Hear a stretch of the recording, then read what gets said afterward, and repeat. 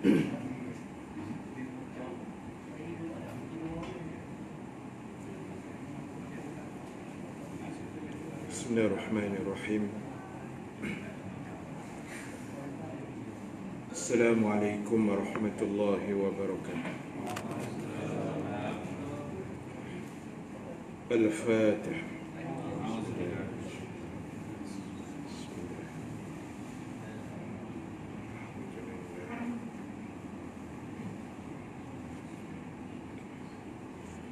إياك نعبد وإياك نستعين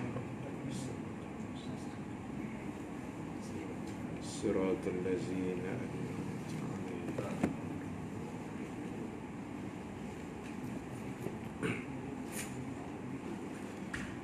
الحمد لله رب العالمين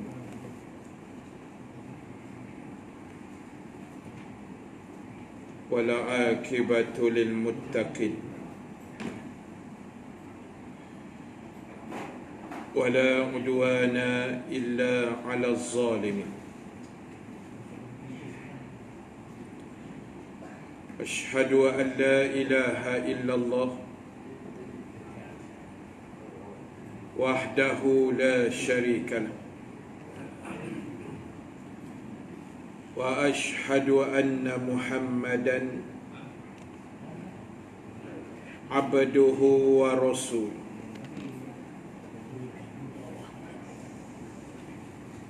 اللهم صل وسلم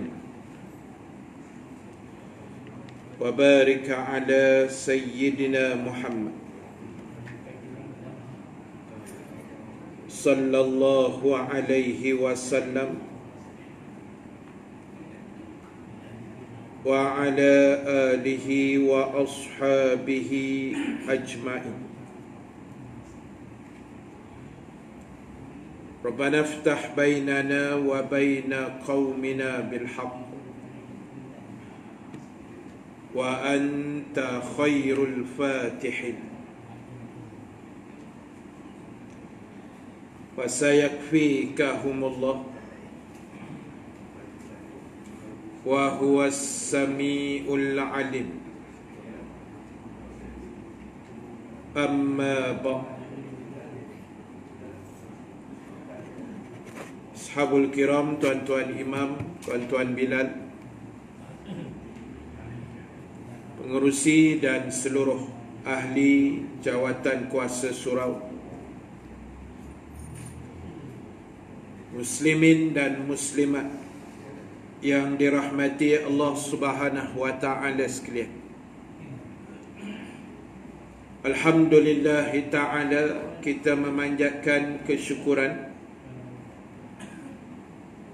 kehadrat Allah Subhanahu wa taala. Dengan keizinannya kita dapat sama-sama berhimpun sekali lagi pada malam ini. Mudah-mudahan diberkati dan dirahmati Allah Subhanahu wa taala, insya-Allah. Muslimin dan muslimat sekalian,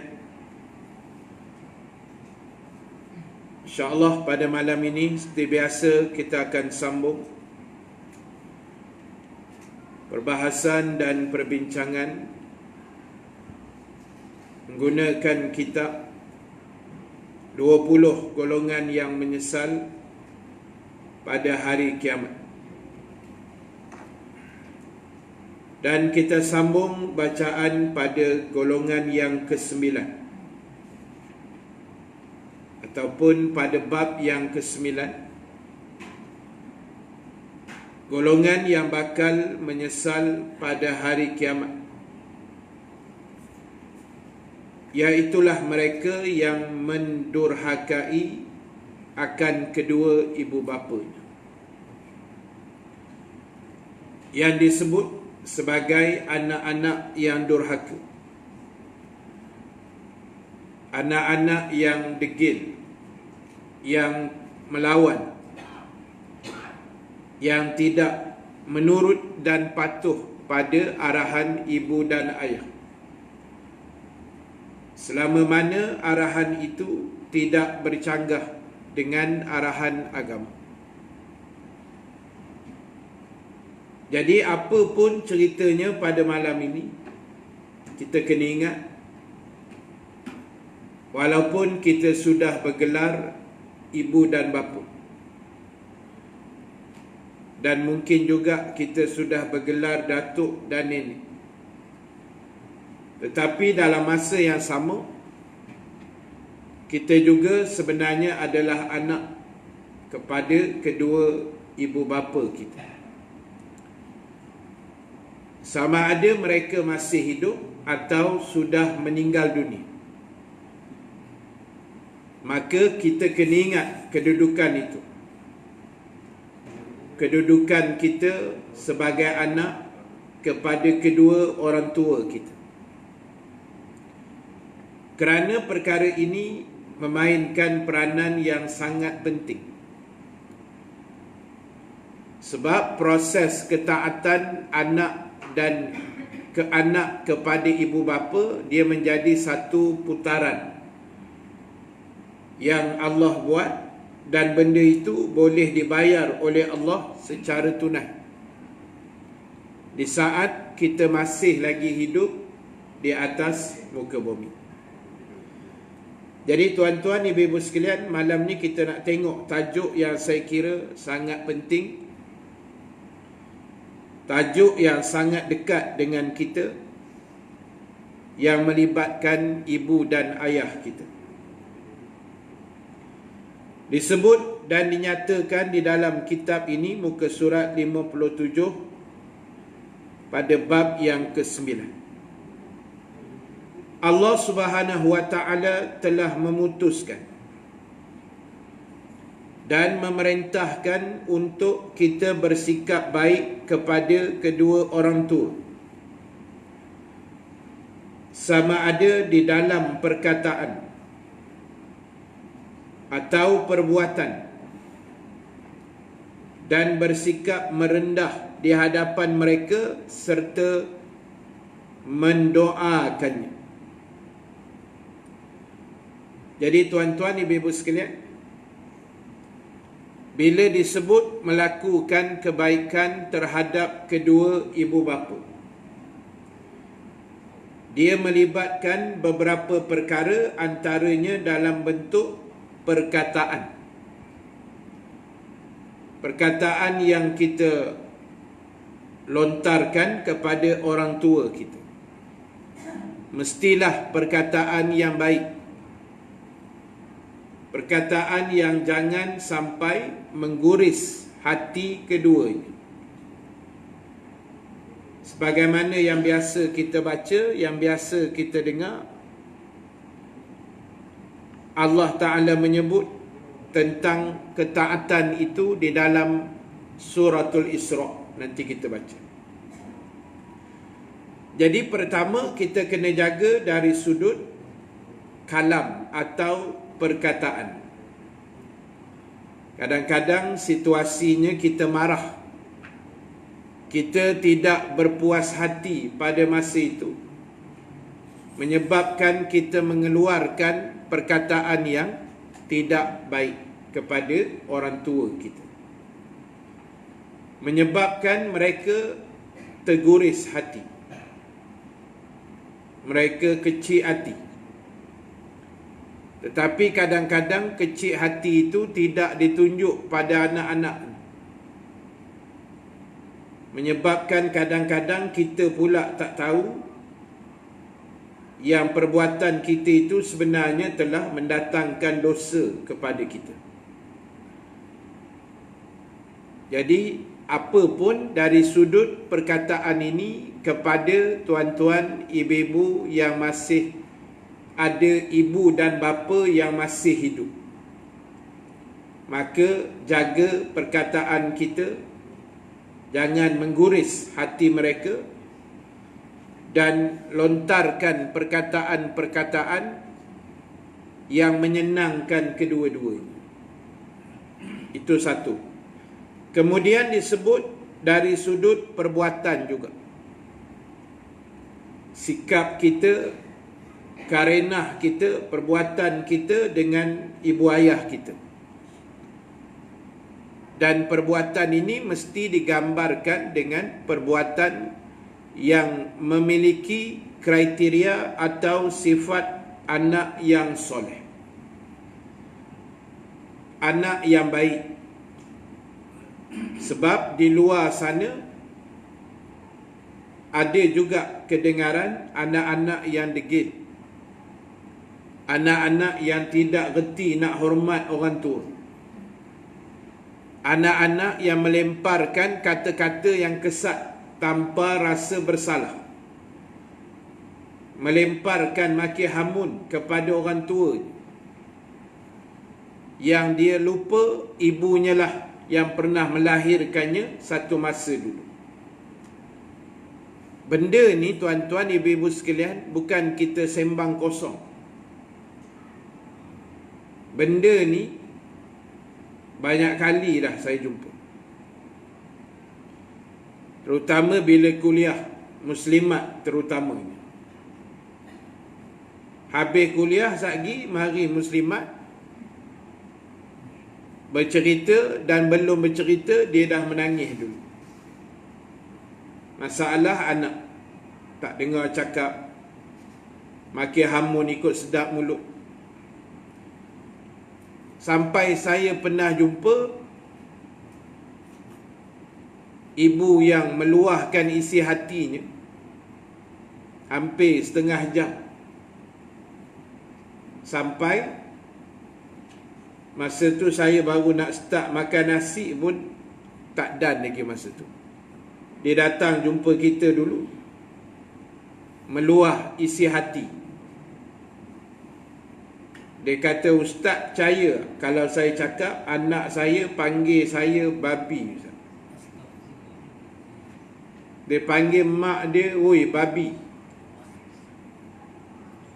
Benda ni berlaku tuan-tuan. Mungkin kita je tak jumpa lah. Mungkin rezeki kami ustaz-ustaz yang jumpa sebab merayau banyak tempat kuliah ceramah. Tapi benda ni berlaku. Panggil mak ayah dia setan lah apa, macam-macam kalimah yang sedangkan Allah sebut dalam Quran pun tak boleh. Ni panggil dengan nama-nama yang pelik begitu. Kita kena ingat, bila hati mak ayah kita terguris,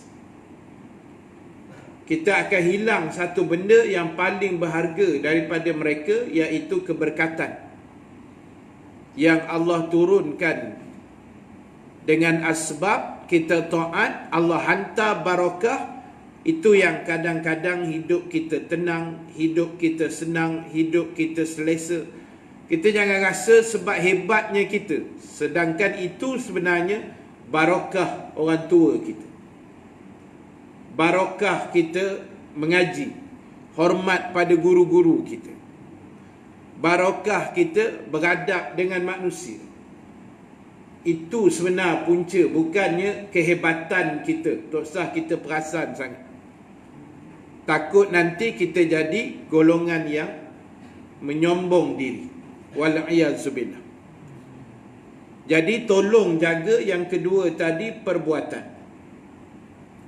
Dan tadi yang ketiga disebut bersikap merendah diri di hadapan mereka. Kita dengan mak ayah ni kok mana pun kena rendah diri lah. Walaupun kadang-kadang kita rasa mak ayah kita ada buat silap ke apa, kita rasa kita ni di pihak yang betul, pandangan kita lebih bernas ke apa, ceritanya tolong merendahkan diri. Sebab ayat yang kita nak bacakan nanti pun ada cerita. Bila Allah kata rendahkanlah sayap ke atas keduanya, maknanya hormat, tolong respect mak ayah kita, tolong kenang jasanya yang kita tak akan mampu balas. Walau sedahsyat mana pun kita rasa kebaikan yang kita dah berbakti pada keduanya, hakikatnya memang tak daya nak balas. Bahasa mudah dia, Allah saja yang layak membalas. Dan itulah yang berlaku kepada sahabat. Salah seorang sahabat Nabi SAW yang terkenal dalam kisahnya, dia bawa ibunya pergi haji. Dalam keadaan dia mendukung ibunya sepanjang kerja haji. Sebab ibunya sudah terlalu tua. Terlalu tua. Nak jalan pun dah tak larat. Jadi dia bawa pergi haji dan dia dukung. Melontarnya dia dukung. Sa'i, tawaf, semua perbuatan rukun haji itu dia dukung ibu dia. Alhamdulillah selesai elok semua kerja haji. Lalu dia jumpa Nabi SAW. Dia kata, wahai Rasulullah, haji baru ni aku bawa ibu aku dan aku dukung dia dalam semua kerja buat haji. Jadi soalannya, adakah aku telah membalas jasa ibu aku? Nabi jawab, belum. Belum. Setara dukung pergi haji, belum balas. Kita baru pegang tangan masuk Giant, masuk Maidin. Pimpin mak kita tak pegang tangan masuk Maidin, beli apa yang dia nak. Kita rasa dah macam syurga Firdaus lah kita. Bawa tenang dulu. Dah. Dukung ni, pergi haji dukung. Nabi kata belum. Jadi apa yang nak dibalas ni tuan? Kalau dah sampai itu pun dah habis cerita lah kita kata tak. Pun Nabi kata tak mampu nak balas, habis cerita. Jadi sebab itu nombor 3 tadi, kita kena merendah diri. Walaupun ialah mak ayah kita ni, kalau orang tua-tua dulu-dulu kan, dia mana reti baca, menulis, sekolah pun tidak lah. Sekolah pun sekerat jalan, mana reti dia. Jadi jangan kita rasa kita anak yang mengaji tinggi, educated ni rasa nak angkat suara dengan mak ayah. Jangan. Sebab ibu kita yang tak reti baca, tak reti tulis itulah syurga duduk bawah tapak kaki dia. Sebab itu yang keempat tadi dia sebut, serta mendoakan keduanya. Jangan tinggal doa kepada kedua orang tua kita, sama ada mereka itu masih hidup atau sudah meninggal dunia. Mungkin sebahagian besar tuan-tuan pun tahu, minggu lepas ibu kami meninggal dunia. Mak saya meninggal dunia pada hari Khamis malam Jumaat minggu lepas, 3 hari bulan Rejab. Jadi dia meninggal tu dalam usianya 84 tahun. Agak berumur jugalah, 84. Meninggalnya di rumah kakak kami di Pedas, Rembau Negeri Sembilan. Jadi bila malam saya dapat berita tu, tengah kuliah macam ni lah. Masa tu orang rumah saya telefon. Saya ni masa kuliah jarang orang rumah telefon, sebab dia tahu jadual kita tengah bersyarah masa tu. Tapi bila dia call malam tu, saya pun tak angkat lah, sebab saya ingat kot dia tertekan. Sebab masa tu belum ada Perdana Menteri lagi. Kot dia tertekan ke masa tu. Jadi dia tertekan lah telefon tu. Jadi hati pun tak sedap. Saya berhenti kuliah sekejap, saya tengok WhatsApp, ada.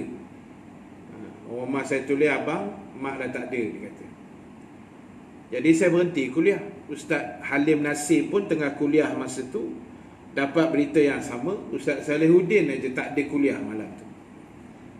Jadi nak sebut bila meninggal ni habis dah lah.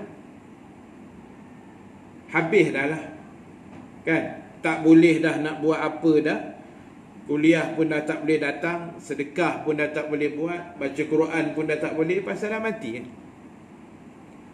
Tapi saya ucap terima kasih lah pada tuan-tuan yang tahu, yang berdoa, yang ucap takziah dan macam-macam.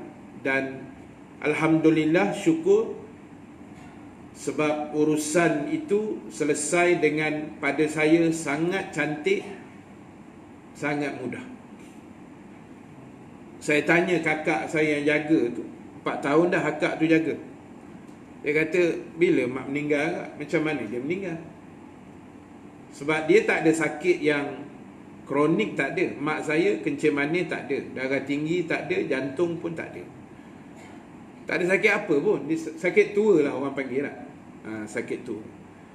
Dia kata, mak macam biasa lah. Dia kata baring-baring atas katil. Masa baring-baring dia berjalan pun dah tak larat kan. Masa baring tu tangan dia bergerak sikit, lepas tu terkulai, habis gitu je. Makna senanglah matinya tu. Secara adat tu nampak mudah.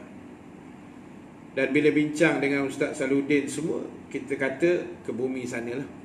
Mana mak meninggal, kita ke bumi di situ. Jadi urusan tu Allah mudahkan. Syukur daripada mandi pukul 9, lepas tu siap-siap semua, semayang pukul 10, pukul 11 bawa ke kubur semua, dekat pukul 12 selesai. Jadi kami yang anak-anak lelaki ni, saya, Ustaz Salihuddin, Ustaz Halim, so kita ambil tugasan seorang sikit lah, sebagai orang kata khidmat terakhir pada bonda lah. Jadi Ustaz Salihuddin dia jadi imam solat jenazah. Saya tukar baca doa selepas itu. Dan dikubur pula saya sambung sikit talqin. Dan lepas tu Ustaz Halim tutup dengan doa. Lepas tu habis lah. Jadi ramailah saya tengok yang komen, yang ucap, dia kata untunglah mak ustaz, ada anak ustaz yang mendoakan semua. Yalah, saya kata itu rezeki mak saya lah. Sebab yalah, jasa ibu kita pun besar tuan-tuan. Bukan ibu saya je, ibu kita semua lah. Macam mak saya pun anak ramai kan. Kami 13 beradik, 13 orang. Yang ustaz 3 lah. Jadi yang kami lelaki ni uruskan itulah doa semua. Yang anak perempuan mandikan semua. Selesai elok. Jadi orang banyak kata untunglah mak ustaz sejuk perut mengandung lah apalah, sebab anak-anaknya ustaz. Dia sebenarnya bukan masalah ustaz atau tidak ustaz. Yang Nabi sebut dalam hadis tu, doa anak yang soleh. Soleh tidak semestinya ustaz. Dia kena baca begitu kan. Tak mesti ustaz baru dia jadi soleh. Ada je anak yang baik, dia tidak ustaz pun, mengaji agama pun kadang tak tinggi mana pun, tapi dia baik dengan mak dia, dia jaga mak dia sampai mati. Bila meninggal mak dia, dia boleh sekali solat, walaupun tak, mungkin dia tak berani nak jadi imam ke apa, dia boleh solat sekali, dia mendoakan tiap hari. Kalau lepas mati tu sebulan sekali ke, dia hantarnya tahlil ke apa tak dekat mak dia, yasin arwah mak ayah dia, tu kira soleh lah tu.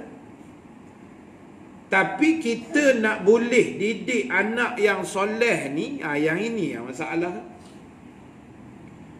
Kalau tidak, takkan keluar anak-anak jenis derhaka yang saya bagi contoh tadi. Jadi sebab itulah tuan-tuan, ibu-ibu sekalian, mati ini saya sebut dah tadi, habislah kan. Tak ada apalah, bila mak ayah kita dah tak ada apa benda.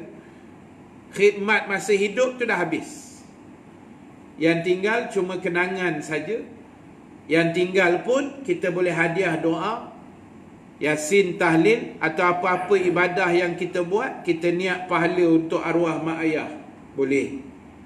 Kita sedekah malam ni RM10, kita niat, ya Allah, sedekah aku RM10 ni untuk arwah mak. Boleh.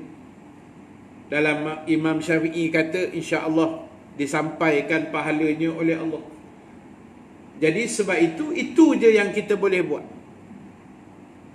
Kan? Nak balas jasa, oh memang tak ada tuan-tuan. Memang tak terbalas. Tak terbalas tuan-tuan. Kan? Bayang mak kita besar, kita 5 beradik, 7 beradik, 10 beradik, 13 beradik ni. Tuan-tuan ingat senang. Kita hari ni 3 anak pun huru-hara satu rumah. Baru 2-3 orang anak dah. Kelang kabut jadi tonggal langgang rumah. Bayang orang tua kita dulu kan. Duit bukan ada pun. Mak saya jual kuih je. Anak-anak perempuan semua dapat ke mak. Dia punya skill. Semua jual kuih. Kakak saya semua tokek kuih. Semua pandai buat kuih lah. Resepi semua daripada mak kan. Masa kecil pun kena paksa jual kuih. Itu cerita dia. Saya bernasib baik lah pasal bongsu. Bongsu ni ada kelebihan sikit. Tukang kedarah kuih aja. Tukang jual tu tak berapa sangat. Yang kena jual Ustaz Salahuddin, Ustaz Alif, budak kayu basikal. Itu tak laku, orang ni tumbuk je kan. Itu zaman jahiliah Quraisy dulu. Jadi tuan-tuan, kita nak bayar jasa mak kita lah. Besarkan kita anak beranak memang tak ada. Tapi saya suka dengar cerita mak kita kan. Kita arwah ayah meninggal lama dah. Saya form 5 lagi. Jadi kita bila dengar cerita mak tu, dia tak ada apa. Bila jumpa dia cerita dulu. Dia akan buka cerita kita kecil. Kan? Saya sampai pernah kena rendam dalam besin. Kena lemaskan dalam besin. Pasal asyik merengik aja nak susu. Dah lah orang tua tu sibuk buat kuih je. Kita nak menyusu je. Lah kali mak saya kata aku rendam kau dalam besin. Kan tu yang jadi ustaz. Hasil kena rendam tu. Jadi tuan-tuan, itu je lah yang tinggal lah. Kenangan-kenangan. Jadi dengan ibu ayah hidup atau mati, doa jangan putus. Sebab bila Nabi kata waladun salihun yad'ulah, ulama sepakat kata pasti akan sampai dengan izin Allah doa itu. Sebab itu jangan putus. 5 waktu solat jangan tinggal doa pada mak ayah. Jangan tinggal. Kan? Jangan tinggal. Allahumma ighfir lana dzunubana tu jangan tinggal. Sebab itu sahaja cara kita nak kenang balik susah payahnya mak ayah kita membesar kita, melahir kita, bertaruh nyawa, mendidik apa semua. Itu yang kita tak daya nak membalas. Dan kalaulah kebaikan itu kita balas dengan kebaikan, yakin dan percayalah tuan-tuan, ibu-ibu sekalian, Allah akan pulangkan balik kebaikan itu melalui anak kita pula. Dia sefe dia macam tu je kan. Kalau kita ni dulu kuat melawan mak ayah kita, nanti Allah hantar anak kita kuat melawan ke kita pula. Dia macam tu je. Allah ni dia punya calculation dia senang saja. Kita durhaka, nanti Allah pusing buat rotation, anak cucu kita pula tak dengar cakap kita. Jadi sebab itu pastikan 4 perkara tadi. Kita buat baik, kemudian dengan perkataan, perbuatan, merendah diri dan mendoakan. Ini benda yang kita harus buat dan mesti kena buat. Orang kata sebagai mengenang jasa orang tua kita. Kita nak balas tak mampu tuan-tuan. Bayangkan, nak balas jasa ibu ayah pun kita tak mampu balas. Walau sampai tahap dukung pergi haji tu pun tak dikira belum sempurna pembalasan. Macam mana kita nak balas jasa Allah yang ratus ribu juta bilion kali ganda lebih banyak dari jasa ibu ayah kita. Kalau jasa mak ayah yang banyak itu pun tak mampu kita nak balas, jasa Allah tu macam mana nak balas? Lagi kita tak daya kan? Lagi kita tak mampu. Jadi cara nak balasnya, dengarlah cakap Allah. Apa yang Allah cakap kita akur, jangan kita pandai-pandai sendiri. Sebab hari ni akhir zaman ni dah banyak pula passion orang buat ibadah ni pandai-pandai. Lepas tu declare pula benda tu datang dari Islam. Guna pula istilah-istilah dalam Islam, tapi tak tahu hujung pangkal jalan cerita. Kan? Ada geng makrifat lah. Makrifat tapi tak semayang. Makrifat apa ke benda macam tu? Itu bukan makrifat tu. Kan? Tak semayang. Makrifat apa benda tak semayang? Oh, dia kata korang je semayang pasal korang geng syariat, kata. Kami makrifat tinggi sikit. Banyaklah kau punya tinggi. Dia kata sebab semayang tu hanya zikir saja. Tu yang tak semayang, zikir je. Tu kira semayang. Lepas tu yang kedua dia tanya pula, pernah ke tengok Nabi semayang? Nampak soalan ni. Ni semua soalan nak jadi sesat, tuan-tuan. Memanglah kita yang hidup akhir zaman dah 1400 tahun dah Nabi wafat. Mana nak tengoknya Nabi semayang? Bila Nabi kata sallu kama raaitumuni usalli, sembahyanglah kamu, kata Nabi, macam mana kamu tengok aku semayang. Itu hadis. Dan hadis ni kena terima, tak boleh lawan. Bila kita argue balik, tanya balik, deny pula, tolak pula benda tu, pernah tengok ke Nabi semayang? Tak kan, katanya. Ada semayang buat apa? Dia kena kot tu pula. Habis yang Isra' Mi'raj tu apa ke benda? Ni yang kita duduk pula rejab, imam baca doa rejab tadi tu apa benda ya? Dalam peristiwa rejab ni paling besar sembahyang lah. Yang perbuatan solat itu, daripada qiyamnya, rukuknya, i'tidalnya, sujudnya, itu diambil dari perbuatan para malaikat Allah. Tapi kita nak tiru 100% perbuatan malaikat, kita tak boleh, tak mampu. Sebab malaikat ni bila dia sujud, dia akan sujud sampai hari kiamat. Kalau dia rukuk sampai kiamat. Mana kita daya nak buat begitu? Kita banyak kerja lain lagi. Kita rukuk 5 saat pun dah sakit pinggang. Lama sikit imam baca tasbih kan, tegak-tegak tu, melantun ke belakang tu, meletup pinggang. Mana larat dah kita ni. Jadi bila Isra' tu cerita besar dia kefarduan solat, yang semua kita tahu asalnya 50 waktu. Saya cerita 2-3 hari ni dah. Asalnya 50 waktu. Nabi pun naiklah jumpa Allah. Allah bagi 50, ambil, bawa turun. Dan sampai di tangga langit yang ke-6, di situ duduknya Nabi Musa yang Allah letak sebagai penyambut tetamu pada malam itu. Dan syukurlah pada Allah, tuan-tuan.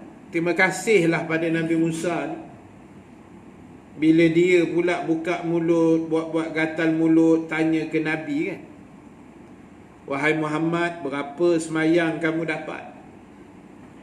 Nabi jawab 50 waktu. Nabi Musa kata banyak tu, umat kamu tak daya nak buat. Naiklah jumpa Allah. Mujur Nabi Musa ni tegur. Kalau Nabi Musa buat diam macam mana? Dan kalau dia dah tegur, Nabi Muhammad pula buat tak tahu je. Nabi Muhammad buat dek kan. Dia kata lantak ini umat aku punya pasal. Kau sibuk apa kan? Mujurlah Nabi Muhammad pun alhamdulillah lembut hati dia. Allah lembutkan hati Nabi dengar nasihat Nabi Musa tu. Naik dia kata balik.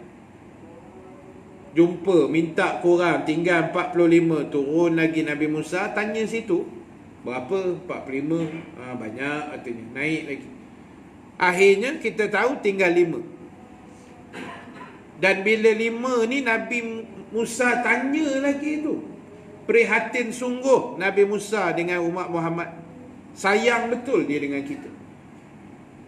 Nabi Musa tanya berapa, Nabi Muhammad jawab tinggal 5 saja. Nabi Musa kata naik lagi lah. 5 ni pun aku rasa umat kamu tak daya, berat. Nabi jawab, malu dah banyak kali dah jumpa Allah ni kan. Malu lah banyak kali dah keluar masuk istana. Lambat lah tuan-tuan kan, malu lah rasa. Lah kali orang lain yang naik tu, pening duduk Malaysia. Tapi tu semua kerja Allah tu. Kita tak boleh cakap apa dah. Apa yang dah jadi ni kita redha saja. Terima sebagai orang beriman, itu dah ketentuan Allah. Kita nak cakap apa tuan-tuan? Kan? Allah yang sebaik-baik mengatur, dia tahulah dia atur kat mana. Mungkin benda ni jadi berkat doa tuan-tuan yang mendoakan, ya Allah bagilah kembalikanlah kebaikan kepada umat Islam yang tengah ditindas ni kan. Macam-macam diusiknya aset orang Islam. Jadi Allah dia tengok, dia tahu semua tu. Jadi Allah buatlah sebab musabab, itu aja. Jadi tuan-tuan, balik cerita tadi tu. Yang cerita ni kita tunggulah episod-episod seterusnya. Melaka, Perak, Kedah, tunggu je lah. Kedah, Perak pun dah mengadap dah tadi. Petang tadi, Menteri Besar Perak dah dipanggil oleh Raja Nazrin Sultan Perak. Tunggu je lah. Kita doa yang baik-baik je lah tuan-tuan. Kita bukan nak bergaduh apa dah. Kita nak selamatkan negara, itu saja. Kita nak bentuk balik satu negara yang cantik, negara yang kemas, negara yang bersih daripada anasir yang tidak sihat. Itu saja. Kita doa yang baik-baik. Jadi tuan-tuan, akhirnya 5 itulah yang Nabi bawa turun. Sebab Nabi kata aku malu. Tu pun ada ke kutu berahak mana yang tuduh silap Nabi malu. Kepala otak kau lah. Silap Nabi malu. Kalau Nabi naik sekali lagi ustaz, buat muka tak malu, confirm tak semayang. Ni geng hantu raya dia panggil. Kau ingat Nabi muka tak malu macam kita ke apa? Dah sedap cakap silap Nabi malu katanya. Kalau Nabi naik sekali lagi ustaz, saya rasa tak semayang dah kita ustaz. Oh sedap kita cakap tak. 50 asal tu tuan-tuan, kalaulah ditakdir Allah kita kena buat. Oh jangan main tuan. Berapa banyak gaji Bilal tuan-tuan nak bayar? Satu hari 50 kali bang meninggal untuk Bilal. Berapa ribu nak bayar? Saya dah kira dah 24 jam. Kalau 50 waktu kita solat, lebih kurang 15 ke 20 minit je masuk waktu baru. Tuan-tuan nak buat apa kan? Tak dan, kerja pun tak dan, mancing lagi tak dan. Terleka, terlelak sikit dah terlepas waktu dah. 15-20 minit je. Selang 20 minit masuk waktu. 20 minit, tapi Allah tahu kan? Allah tahu. Dia baginya subuh, awal-awal gelap tu. Lepas tu dia bagi pula masa untuk kita bekerja. Zuhur sekarang bertenang sikit, baru solat. Lepas tu selang 2-3 jam dia bagi asar pula. Allah tahu dah tu, dia susun elok. Maghrib isyak dia rapat-rapatkannya waktu tu. Sebab Allah tahu orang dah letih dah masa tu, dah mengantuk, penat. Lepas tu suruh pula dengar kuliah lagi. Kan, tak berhenti-berhenti. Itu yang Allah rapatkan maghrib isyak tu. Jangan lari jauh sangat, takut lagi tak dan nak buat. Takut orang terlena lagi tak dan bangkit sembahyang isyak. Allah atur tu betul dah. Dia maha mengetahui. Tiba-tiba, oh ni makrifat tak payah sembahyang. Banyak cantik muka kita. Jangan tuan-tuan. Yang dalam Quran Allah sebut aqimus solah tu apa benda? Jadi kita pesan pada golongan ini, tak ada apa tuan. Kita nak pesan bertaubatlah, itu je. bertaubat dan baliklah solat macam mana yang ulama dah ajar pada kita. Tak usah kita pandai-pandai pula semayang dengan niat saja, semayang pakai zikir saja, tak usahlah. Sebab hari ni banyak sangat orang seleweng benda-benda yang diajar oleh Nabi, dikona lipatnya, di shortcutnya, akhirnya tak tahu jadi apa. Lepas tu dia declare benda tu daripada agama. Itu yang masalah. Jadi tugas kita mengaji, fahamkan agama ni baik-baik. Sebab itu tahniah pada tuan-tuan, ibu-ibu yang mengaji di sana sini, yang rajin mengaji, saya tengok sejak dulu lagi. Tujuan kita nak tambah ilmu, nak fahamkan agama, itu saja. Kita bukan nak jadi ulama besar mana pun tuan-tuan. Kita nak fahamkan agama, itu aja. Kita nak susun perjalanan hidup kita ni biar dia punya track tu betul. Kan? Landasan tu biar betul. Kita tak nak seleweng, kita tak nak tersasar. Sebab nak ruginya kita besok. Walaupun ada ke orang kata, biar ustaz, saya tak semayang, padan dengan muka Allah. Padan muka Allah apa? Padan muka kau lah masuk neraka besok. Ada pula padan muka Allah. Dia nak tunjuk geram dia tu. Dia nak tunjuk protes. Biar saya tak semayang, saya tak puasa, ustaz, padan muka Allah. Saya tak dengar cakap dia. Kita belajar tauhid tuan-tuan. Perbuatan makhluk tidak menjejaskan kuasa dan zat dan kebesaran Allah.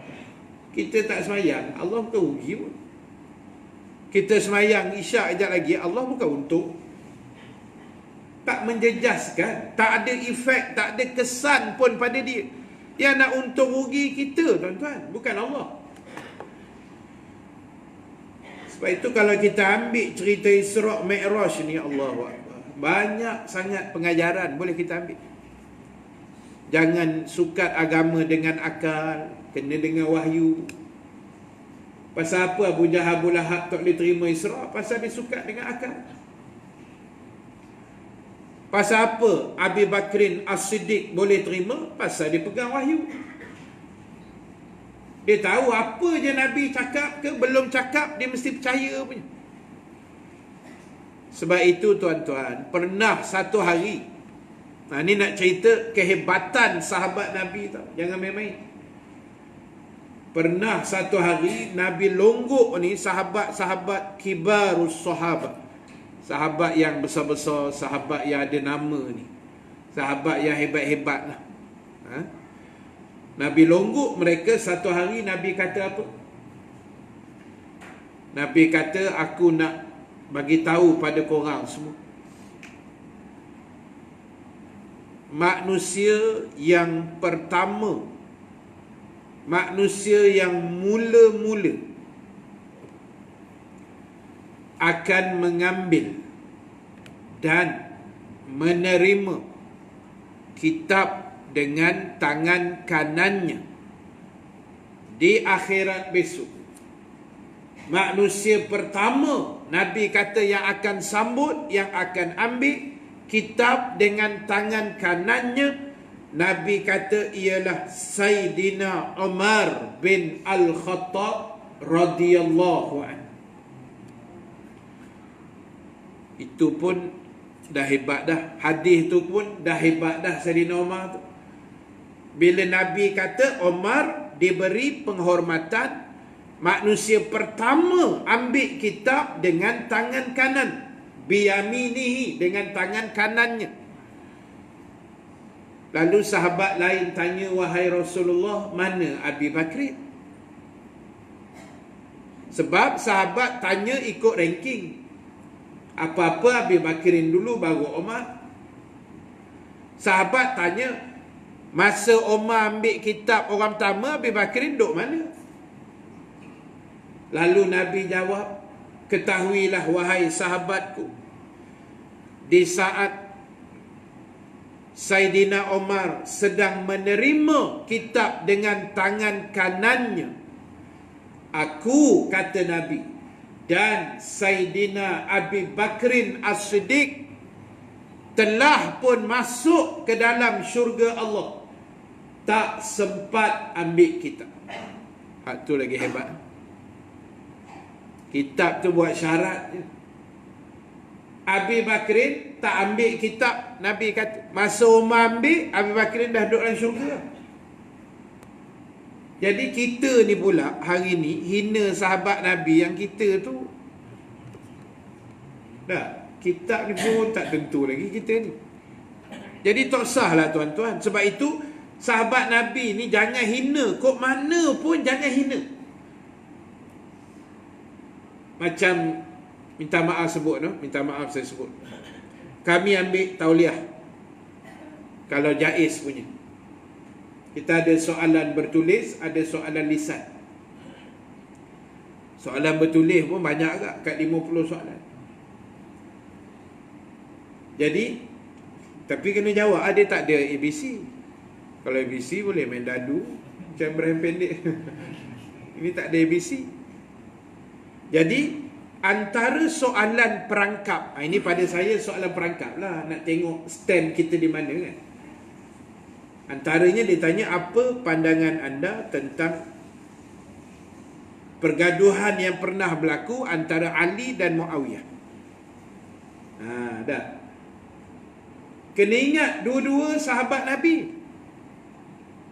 Kok mana bergaduhnya mereka pun, ulama kata pertama, kita tak ada masa tu.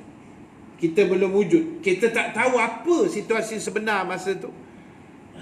Jadi, kita serahlah yang baik. Kita kata, apa pun yang terjadi, itulah Allah yang mengatur, pasti ada hikmah. Kita jawab begitu je. Jangan kita, oh ni Ali salah, oh ni Muawiyah salah. Nampak dah geng mana yang ni.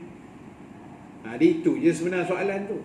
Jadi ingat, sahabat ni kok mana pun, mereka tetap sahabat Nabi. Nabi keluar satu hadis, la tasubbu ashabi. Hadis tu ada. Buka kitab Mastikah Hadis. 3-4 hadis ada, dia letak dalam. Nabi kata, jangan kamu hina, maki hamun sahabat aku. Jangan. Sebab kata Nabi, kamu dengan sahabat aku ni langit dan bumi. Kalau ada sahabat aku, kamu ni kata Nabi, lau anfaqtum zahaban misla Uhud. Kalau kamu, yakni kita ni, Nabi kata sedekah emas. Besar mana? Besar bukit Uhud. Ada? Tak ada lah. Kalau emas besar meja ni pun kaya gila dah orang panggil. Mana kita ada emas besar bukit Uhud? Bukit Uhud panjang dia 7 km lebih kurang. Nabi kata kalau kamu, yakni kita ni, sedekah emas seketul besar. Besar emas tu bukit Uhud punya saiz. Pahala yang kamu sedekah emas besar bukit Uhud, Nabi kata kamu tak boleh lawan pahala sahabat aku yang sedekah buah kurma sebiji. Jadi sesedarlah diri tu. Dah, kita ni tak ada apa tu. Tak ada apa pun kita ni. Nak hina sahabat, nak hina Nabi tak usah. Kita ni langit bumi, jauh. Kita sedekah emas besar bukit Uhud pun, pahala emas tu tak boleh lawan sahabat Nabi sedekah buah kurma sebiji. Pahala dia tetap dia menang lagi. Bayang kalau sahabat Nabi pula sedekah emas. Kita nak sedekah apa pula nak lawan? Kan? Memang tak terlawan. Jadi sebab tu saya kata, sahabat Nabi ni orang hebat. Saidina Umar orang pertama ambil kitab. Saidina Abu Bakar dah duduk dalam syurga dah masa tu. Sebab mereka ni beriman tanpa ragu-ragu. Tak ada komplain. Bayang Abu Bakar dengar cerita Abu Jahal pasal Nabi Isra' tu. Dia bukan dengar daripada Nabi, dengar daripada Abu Lahab, Abu Jahal. Terus percaya je. Bila Abu Lahab kata, kawan kamu Muhammad tu nampak dah teruk tu, gila dah kot. Abu Bakrin kata, cerita dulu, biar aku tahu siapa yang gila sebenarnya. Abu Lahab kata, Muhammad declare bawa balik Masjidil Haram, Masjidil Aqsa, bawa balik pada langit. Dia pergi tu tak sampai 1 malam pun. Kamu percaya ke? Dia silap orang lah tuan-tuan. Dia tanya dekat Abi Bakrin. Abi Bakrin jawab, kalau berita ni sahih daripada mulut Muhammad sendiri, engkau yang tolong sampai, jauh daripada itu pun dia pergi, aku mesti percaya. Itu iman Abi Bakrin. Tapi kalau berita ni palsu, engkau yang bawa reka, engkau yang viralkan, Abi Bakrin kata lagi dekat dia pergi, haram sekupang baru aku tak percaya. Lah Abu Lahab dia geram, kau pun sama gila juga dengan Muhammad. Tu penyudah. Tuan-tuan bayang, confident gila Abi Bakrin jawab gitu. Kotlah Abu Lahab kata Muhammad bawa balik daripada Isra'. Oh iya ke? Nanti aku tanya dia dulu. Kotlah dia nak jawab gitu tak? Macam ragu-ragu sikit kan? Dah, percaya je terus. Tu yang dapat As-Siddiq. Kita ada seorang menteri nama Siddiq. Tak, bekas. Jadi tuan-tuan, apa pun kita jangan lawan Allah dan Rasul. Termasuk tajuk kita malam ni, jangan durhaka pada mak ayah kita. Ingat, jasa mereka besar, kita takkan mampu balas. Jaga perkataan kita. Dan saya nak sebut sebagai kesimpulan akhir tuan-tuan, kepada mak ayah kita yang masih hidup, kita berbaktilah sebaik mungkin. Dalam usia tua mereka, kita pun kalau ditakdirkan panjang umur tua, macam itulah juga nanti kan. Dia bila berusia tua sangat ni, kadang-kadang sensitif dia tu kuat kan, dia punya sensitif tu kuat, mengajuk dia tu kuat, terasa hatinya kuat. Jadi tak apalah, selagi kedua ibu bapa masih hidup, berbaktilah cara mereka masih hidup. Ziarahilah mereka semampu yang kita boleh. Dan seandainya mak ayah kita dah tiada, termasuk mak ayah di sini, termasuklah mertua kita. Saya semua tak ada dah. Mak mentua tak ada, pak mentua tak ada, ayah pun tak ada, ibu pun dah tak ada. Jadi bila dah tak ada ni, doakan mereka. Jangan tinggal nama mereka dalam doa harian kita. Dan kalau malam-malam Jumaat tu kita nak hantar Yasin ke apa, bacalah. Kalau tak larat tiap-tiap minggu, sebulan sekali pun okey, tak ada masalah. Yang penting doa harian tu jangan putus.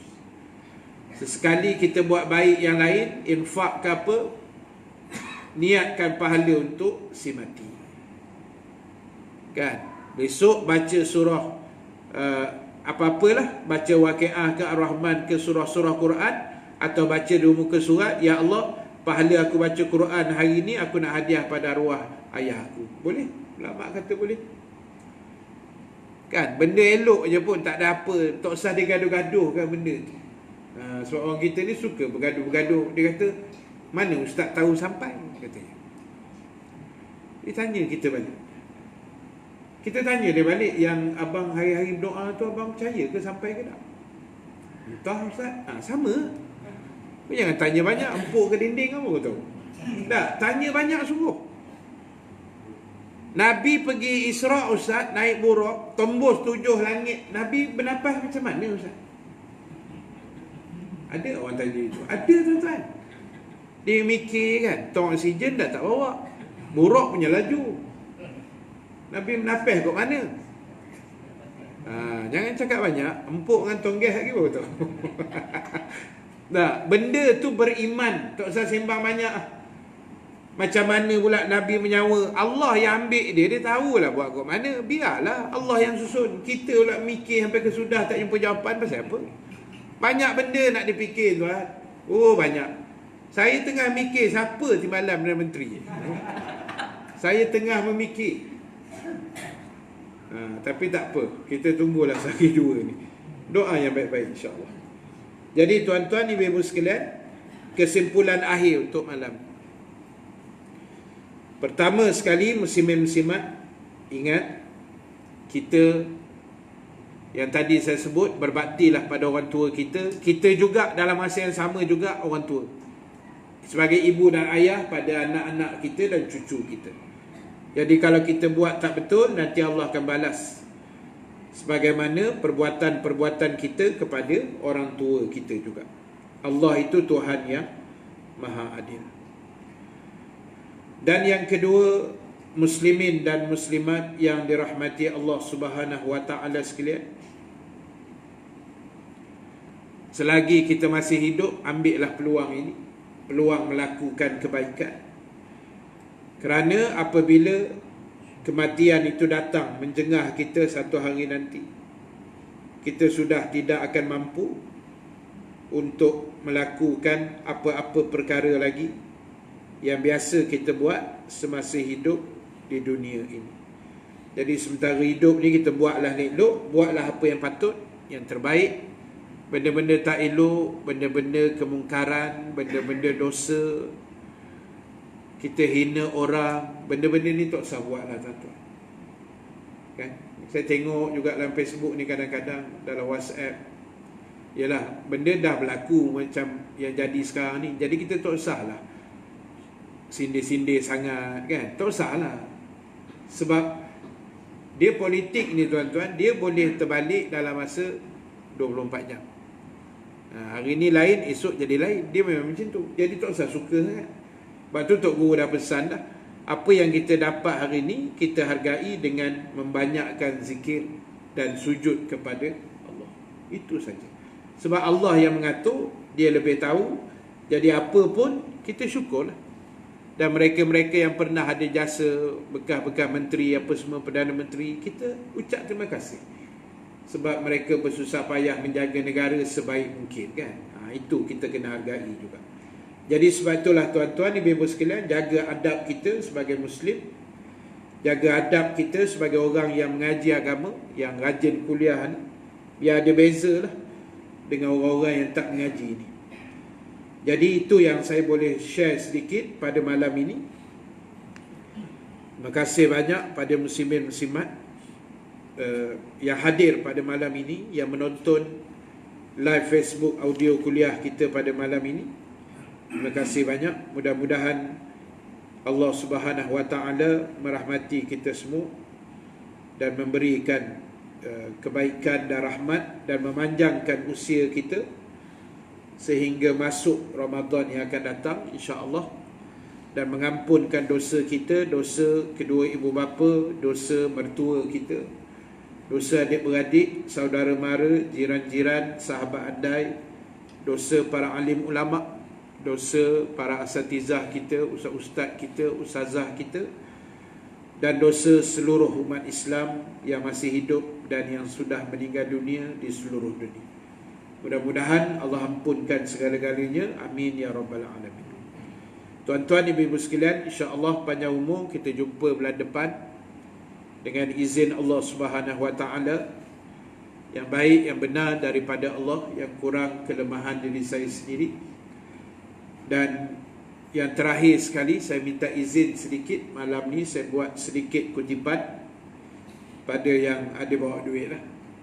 Sedikit kutipan untuk wakaf pembelian van bagi anak-anak autism yang belajar Quran.